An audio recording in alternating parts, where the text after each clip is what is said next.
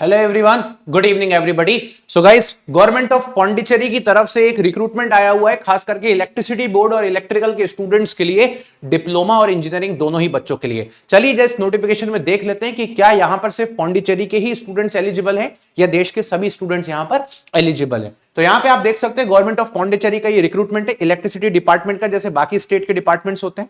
इस एग्जाम की जो क्लोजिंग डेट है वो 31 तारीख है और इस एग्जाम की जो डेट है वो 11 मई 2025 को संडे के दिन पेपर होने वाला है। कंप्लीटली इलेक्ट्रिकल डिपार्टमेंट का पेपर है और इलेक्ट्रिसिटी बोर्ड का है। सारी पोस्ट भी इलेक्ट्रिकल की है और ये सारी पोस्ट जेई की हैं।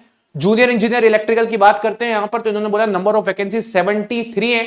यहां पर यूआर की 30 है, ओबीसी 8 है, एमबीसी 13 है, ईबीसी 1 है, बीसीएम 1 है, एससी 12 है, ईडब्ल्यूएस 7 है और पीडब्ल्यूडी यहां पर 3 है।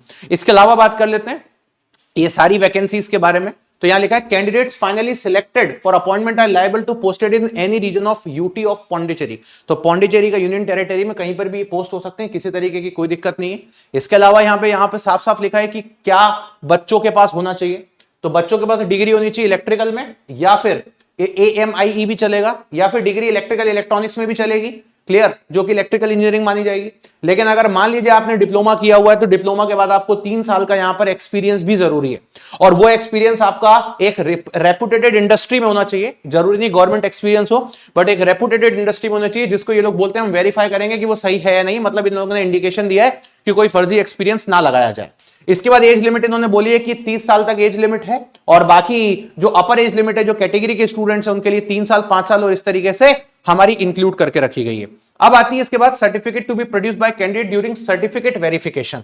यहां पर इन्होंने क्लियर कर दिया है। अब आप बोलोगे सर आप ये वीडियो क्यों बना रहे हो, बिकॉज पिछले 2 दिन के अंदर अंदर काफी सारे स्टूडेंट्स ने मुझसे पूछा कि सर अदर स्टेट के कैंडिडेट्स पौंडीचेरी में एलिजिबल है या नहीं है, तो उसको ही क्लियर करने के लिए मैं आपके ये वीडियो बना रहा हूं। तो यहां पर इन्होंने साफ लिख दिया है कि इनको एक रेसिडेंस सर्टिफिकेट चाहिए। रेसिडेंस सर्टिफिकेट क्या होता है जरा समझते हैं।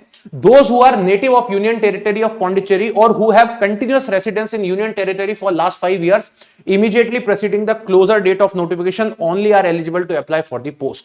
कहने का मतलब ये जो लोग 5 साल से पौंडीचेरी के अंदर ही रह रहे हैं या फिर वहीं के नेटिव हैं, वही लोग इसके लिए एलिजिबल हैं। अदर स्टेट के कैंडिडेट्स या अदर स्टेट का कोई भी स्टूडेंट यहां पर एलिजिबल नहीं है। तो ये बात आपको मैं यहां पे क्लियर करना चाहता था, इसी के रिगार्डिंग मैंने आपको यहां पर ये सारी बातें बताई। तो जो स्टूडेंट्स पौंडीचेरी के लिए, उनके लिए बहुत अच्छा एक मौका है, ठीक है। और आपका ये एग्जाम का पैटर्न है, यहां पे आप देख सकते हो कि यहां पर आपका जो एग्जाम का पैटर्न है इसमें नॉन टेक आपका नंबर ऑफ क्वेश्चन जो दिए गए वो 100 दिए जाएंगे। 2 घंटे का पेपर होगा और पेपर 2 में आपका ये टेक्निकल है, 2 घंटे का पेपर है, 100 क्वेश्चन यहां पे, 2 घंटे का ये। तो 2 पेपर है 100 मार्क्स के, 100 का नॉन टेक और 100 का टेक्निकल। किसी भी चीज के रिगार्डिंग अगर आपको जरूरत है, जो भी स्टूडेंट पौंडीचेरी के हैं वो मुझसे डायरेक्टली टेलीग्राम पे मेरे बात कर सकते हैं। उनको मैं यहां पे गाइड कर दूंगा कि किस तरीके से आपको पढ़ना है, कैसे आपको ये अपना सिलेबस कंप्लीट करना है। और जो बच्चे अदर स्टेट के हैं उनके लिए तो पहले ही ये नहीं था नोटिफिकेशन, इस कंफ्यूजन को क्लियर करना था, जो मैंने आप लोगों को क्लियर कर दिया है।